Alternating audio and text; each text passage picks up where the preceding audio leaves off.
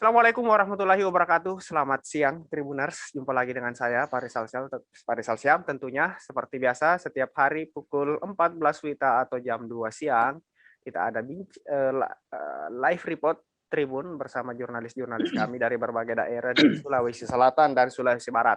Nah, hari ini Selasa 15 Juni 2021, kita ada laporan langsung dari Kabupaten Sinjai dan Kabupaten Baru.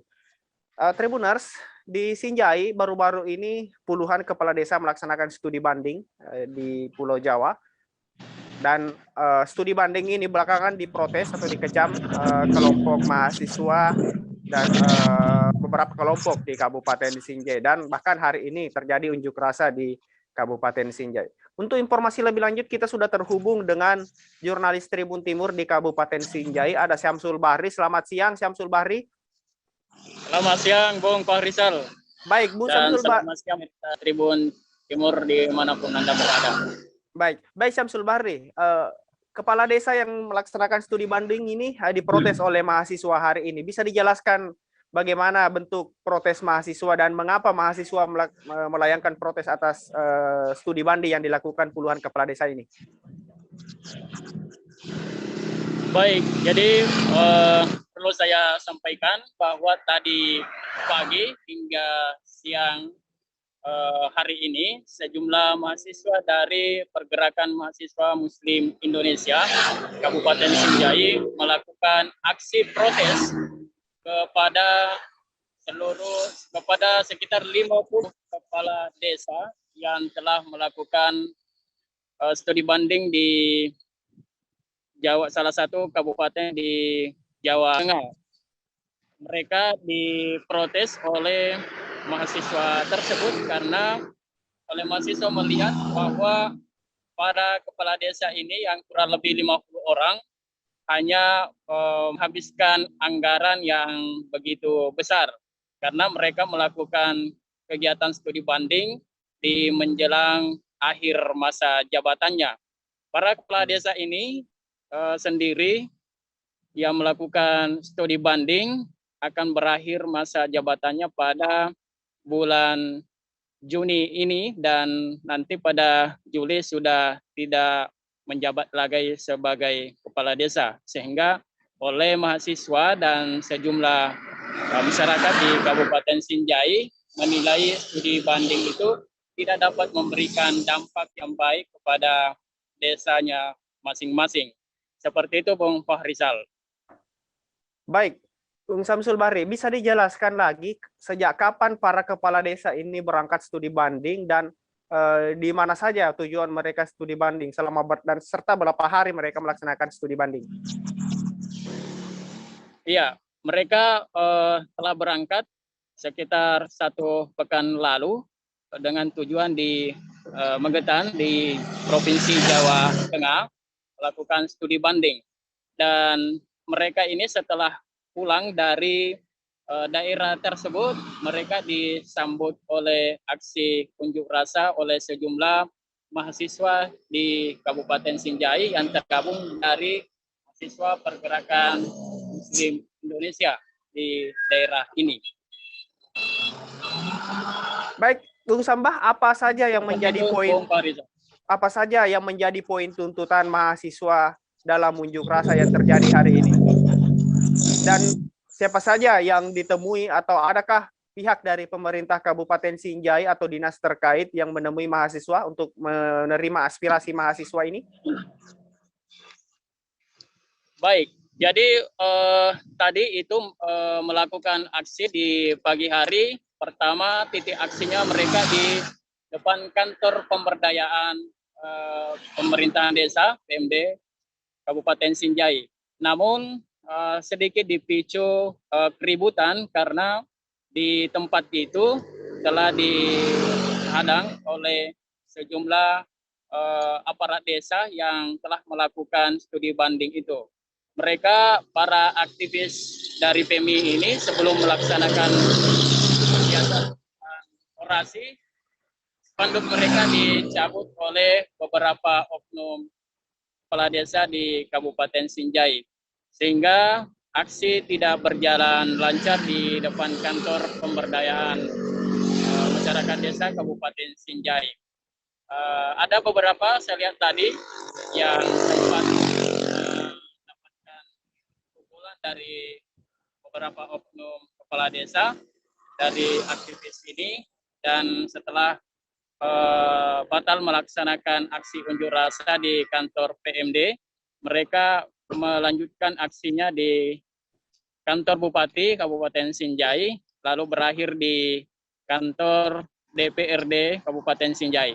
Nah, di kantor Bupati Sinjai, Pak Bupati sendiri tidak menerima aspirasi dari pengunjuk rasa karena Pak Bupati sedang berada atau kunjungan kerja di Jakarta hari ini, sehingga yang mewakili adalah asisten 1 pemerintah Kabupaten Sinjai bernama Muhammad Zainal.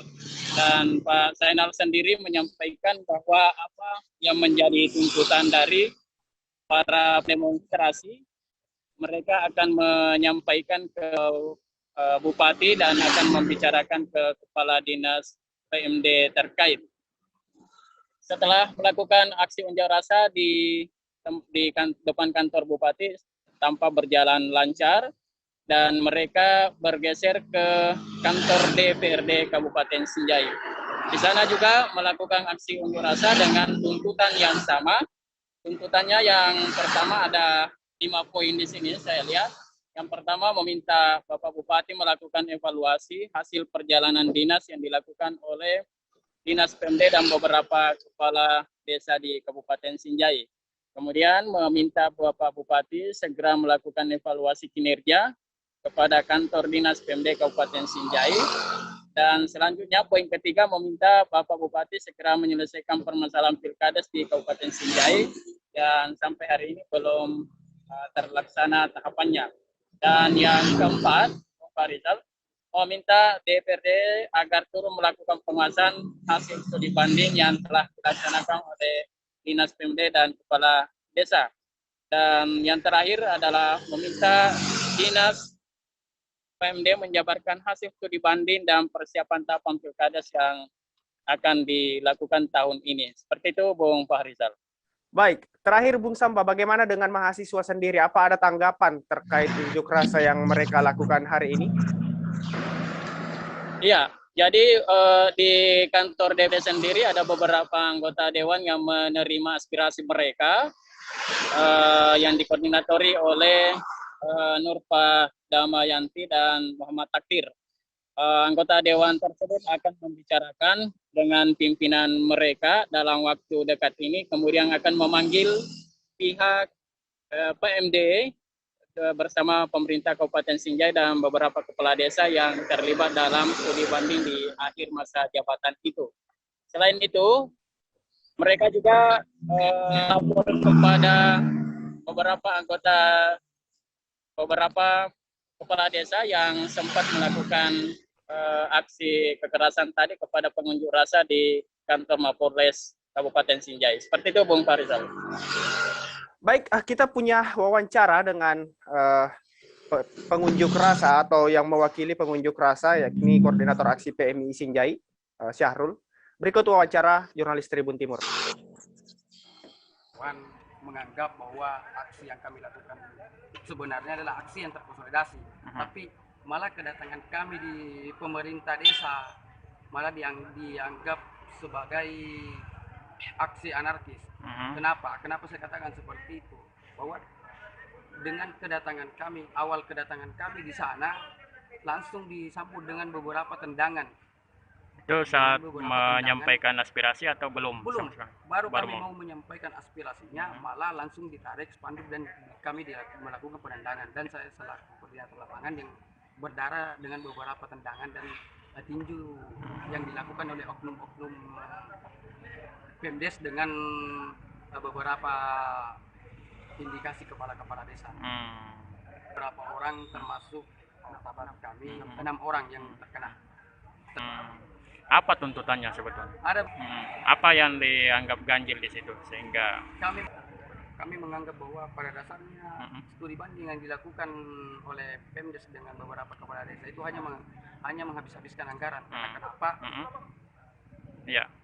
pembentukan pemilihan desa sampai hari ini masih bergulir, masih menjadi tanda tanya, belum ada kejelasan kapan akan dilakukan hal itu. Itu Malah berapa mereka datang menggunakan anggaran berapa besar? dana desa sebanyak 950 juta. Kisaran 950. Itu berapa orang itu yang pergi? Itu dicakup sampai 50 orang ya, kalau tidak salah. Berarti tidak efektif ya? Ya, tidak Kalau- efektif. Saya katakan itu tidak efektif. Berakhirnya kapan mereka? Sudah lama berakhir, Masa sudah banyak jabatan? beberapa kepala desa bulan Juni selesai.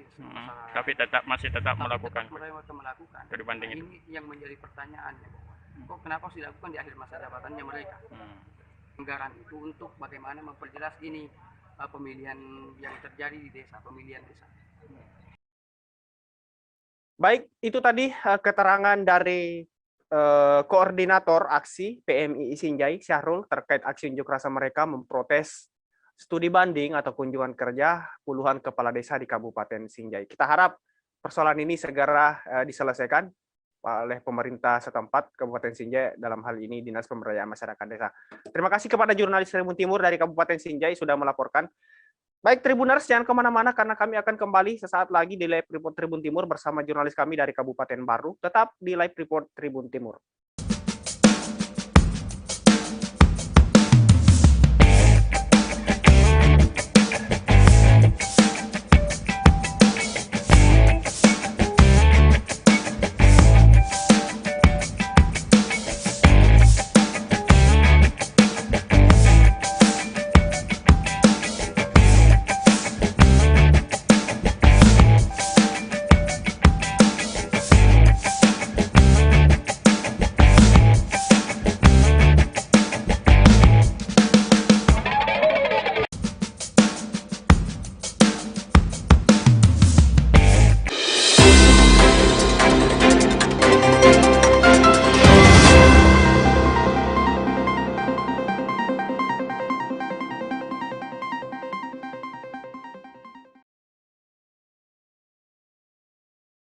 Kembali lagi di Live Report Tribun Timur bersama saya Pak Rizal Syam.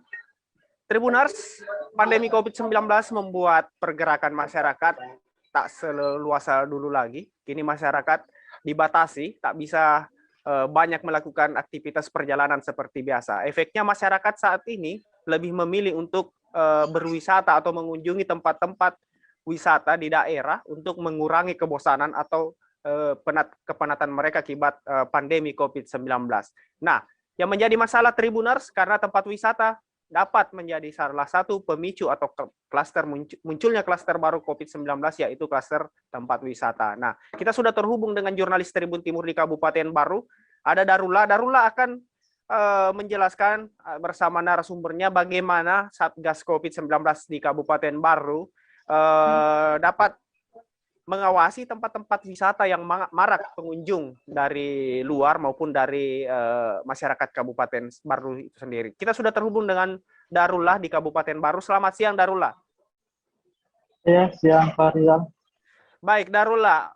Darullah saat ini berada di posko Satgas penanganan COVID Kabupaten Baru. Bisa disampaikan, Darullah, bagaimana upaya Satgas COVID Baru untuk mengawasi tempat-tempat wisata yang berpotensi menjadi tempat penularan atau klaster baru COVID-19?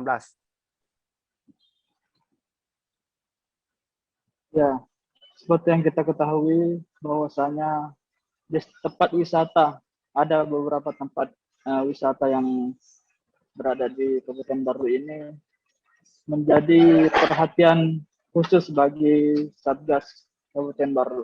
Karena kenapa? Karena kalau tempat-tempat wisata ini tidak menjadi perhatian khusus, maka disitulah akan menjadi gerbong penularan virus COVID-19. Nah, seperti yang kita ketahui, beberapa tempat wisata itu yang marak pengunjung dari luar daerah, seperti ada Pulau Dutungan, selanjutnya ada Lapak Launa, setelah Lapak Launa ada Diana Waterpark, dan tempat-tempat wisata lainnya yang ada di Kabupaten Baru. Jadi untuk mengetahui persis bagaimana Satgas COVID-19 menangani atau mengawasi penyebaran COVID-19 di tempat-tempat wisata itu, kita langsung berbicara dengan kepala koordinator Satgas penanganan Satgas COVID-19 Kabupaten Baru kepada Bapak Darwis. Ya. Ya. Baik, selamat siang Bapak Darwis. Pak, selamat siang, Pak.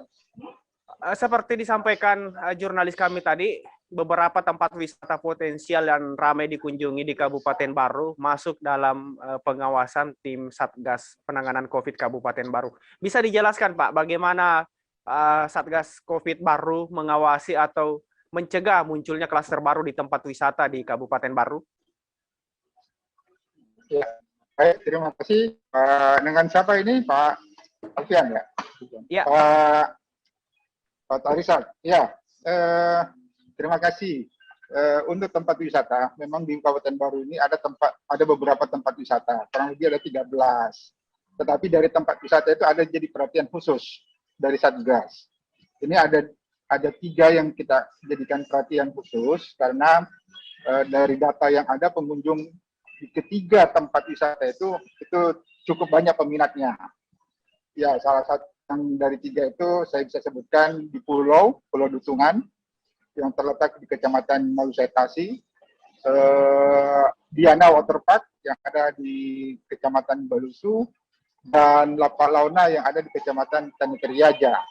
Nah, dari 3 tempat wisata inilah yang jadi perhatian kita karena memang pengunjung banyak. Nah, situasi itu yang membuat Satgas harus melakukan pengawasan ketat.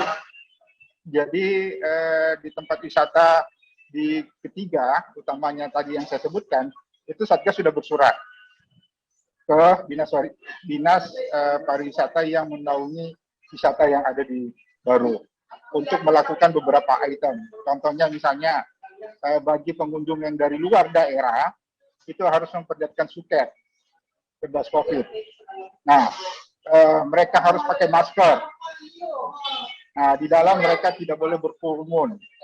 Nah, itu yang kita sampaikan kepada pemilik.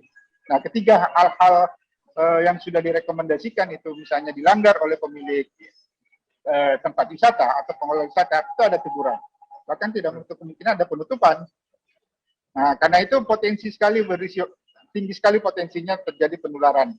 Nah, karena itu tadi jumlah tidak terkendali, tidak ada batas-batasan berapa yang harus masuk, karena melihat selama ini ya itu tadi situasi-situasi kejenuhan, masyarakat butuh piknik. Nah, ini yang mereka manfaatkan. Tetapi kita tidak lengah sampai di situ karena resiko-resiko itu sangat memungkinkan terjadi penularan. Apalagi sekarang kita dengar nih ada varian-varian baru. Nah, varian-varian baru yang selama ini sudah mulai ada di Sulawesi Selatan. Nah, ini kita antisipasi jangan sampai ke daerah. Nah, kebetulan kita di Kabupaten Baru ini sudah kondisi kita kan kondisi kuning. Baik. Walaupun sekarang ada kasus gitu, ada 1 kasus baru. Ya, begitu. Baik. Pak Haris. Baik, Pak Darwis. Tadi dari Satgas sudah bersurat ke Dinas Pariwisata dan akan diteruskan ke pengelola wisata. Tadi juga sudah jelas, Pak, ya, kalau misalnya ada terbukti pelanggaran protokol kesehatan, tempat wisata terancam untuk ditutup atau diberi teguran lah. Pertama diberi teguran, kemudian tertutup. Sejauh ini, Pak, apa ada pengelola wisata yang sudah mendapat teguran atau diberi peringatan dari Satgas dan maupun bersama dinas terkait akibat melanggar protokol kesehatan?